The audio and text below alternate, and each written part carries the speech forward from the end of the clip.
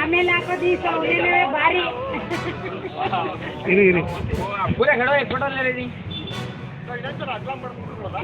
ಈಗ ಮರೆ ಆಯ್ತಿರಿ ಒಂಚೂರು ಈ ಕಡೆನೂ ಬಂದ್ರು ಅಣ್ಣ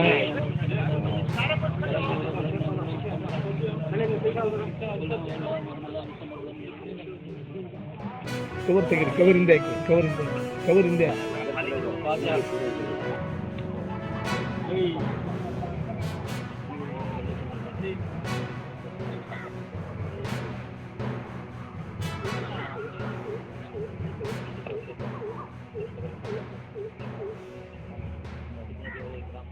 इमरान भाई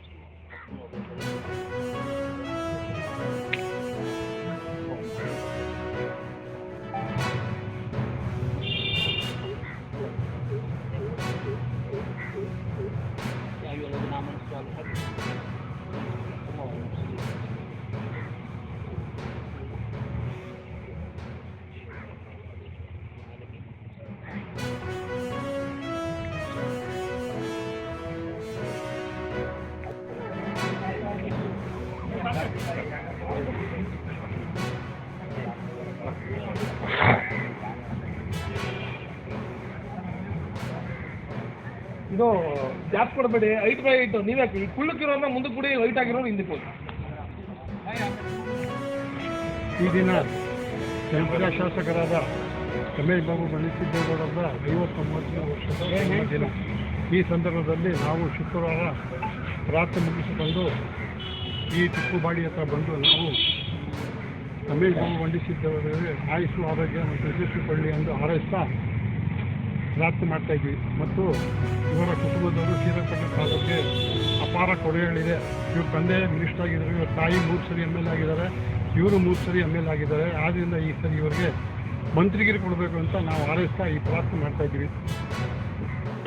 ಶ್ರೀ ರಮೇಶ್ ಬಂಡಿಸಿದ್ದೇಗೌಡರ ಒಂದು 59ನೇ ಹುಟ್ಟುಹಬ್ಬದ ಸಂದರ್ಭದಲ್ಲಿ ನಾವು ಮುಸ್ಲಿಂ ಅಲ್ಪಸಂಖ್ಯಾತರು ಏನು ಇಲ್ಲಿ ಒಂದು ಸಭೆ ಮಾಡಿ ನಾವು ಟಿಪ್ಪುಬಾಡಿ ಅಂತ ಒಂದು ಸೇರಿಕೊಂಡು ನಾವು ಒಂದು ಸರ್ಕಾರಕ್ಕೆ ಒಂದು ಮನವಿಯನ್ನು ಒಂದು ಆಗ್ರಹವನ್ನು ಮಾಡೋಕ್ಕೆ ನಾವು ಇಲ್ಲಿ ಸೇರ್ಕೊಂಡಿದ್ದೀವಿ. ಏನಪ್ಪ ಅಂದರೆ ನಮ್ಮ ಶ್ರೀರಂಗಪಟ್ಟಣ ಶಾಸಕರು ಸುಮಾರು ಅವರ ತಂದೆ ತಾಯಿ ಅವ್ರ ಕುಟುಂಬ ಮತ್ತು ಇವರು ಕೂಡ 3 ಸಾರಿ ಶಾಸಕರಾದರು. ಇವತ್ತು ಒಳ್ಳೆಯ ಅವರಿಗೆ ಎಕ್ಸ್ಪೀರಿಯನ್ಸ್ ಇದೆ. ಆದ್ದರಿಂದ ಬಡವರ ಮತ್ತು ಜನಸೇವೆಗಾಗಿ ಅವರು ಹಾತೊರೆಯುತ್ತಿದ್ದಾರೆ. ಅಂಥವರಿಗೆ ನಾವು ಒಂದು ಮಂತ್ರಿ ಸ್ಥಾನ ಕೊಟ್ಟರೆ ಇನ್ನೂ ನಮ್ಮ ಶ್ರೀರಂಗಪಟ್ಟಣ ಹೆಚ್ಚು ಬೆಳವಣಿಗೆ ಆಗ್ಬೋದು ಅಂತ ನಾವು ಭಾವಿಸ್ತೀವಿ. ಆದರೆ ಎಲ್ಲರಿಗೂ ಎಲ್ಲ ಜಾತಿಯವರೆಗೂ ಸಮಾನವಾಗಿ ತೆಗೆದುಕೊಂಡು ಹೋಗ್ತಾ ಇರೋದ್ರಿಂದ ಈ ಒಂದು ನೇರವಾದ ವಿಷಯಕ್ಕೆ ಬರ್ತೇನೆ. ನಿನ್ನೆ ಸಿಂಡಿಕೇಟ್ ಮೀಟಿಂಗ್ ಇತ್ತು. ಆ ಸಿಂಡಿಕೇಟ್ ಮೀಟಿಂಗಲ್ಲಿ ಆ ಸಿಂಡಿಕೇಟ್ ಸಭೆಗೆ ಅಧ್ಯಕ್ಷರು DC ಅವರು, ಸಿಂಡಿಕೇಟ್ ಸಭೆಗೆ ಅವರು ಅಧ್ಯಕ್ಷ ಬೇರಾಗಿದ್ದಾರೆ. ಆದರೂ ಸಹ ಸಿಂಡಿಕೇಟ್ ಮೀಟಿಂಗ್ ಮಾಡಿದ್ದಾರೆ. ನಿನ್ನೆ ML ಅವರ ಕಾರ್ಯಕ್ರಮಕ್ಕೆ ಹಾಜರಿದ್ದಾರೆ DC ಅವರು. ಆಮೇಲೆ ಅತಿಥಿ ಉಪನ್ಯಾಸಕರು ಹೋಗೋದು ಮನವಿ ಪತ್ರ ಕೊಟ್ಟಿದ್ದಾರೆ, ಅಲ್ಲಿ ಕೂಡ ಹಾಜರಿದ್ದಾರೆ. ಅದು ಸಿಂಡಿಕೇಟ್ ಮೀಟಿಂಗ್ ಯಾಕೆ ಹೋಗಿಲ್ಲ ಅವರು ಅನ್ನೋದು ನಮ್ಮ ಯಕ್ಷ ಪ್ರಶ್ನೆ. ಆಮೇಲೆ ಅವರು ಬೇಕೇ ಬೇಕು, ಅವ್ರು ಇಲ್ಲದೆ ಸಿಂಡಿಕೇಟ್ ಮೀಟಿಂಗ್ ಮಾಡಲೇಬಾರದು.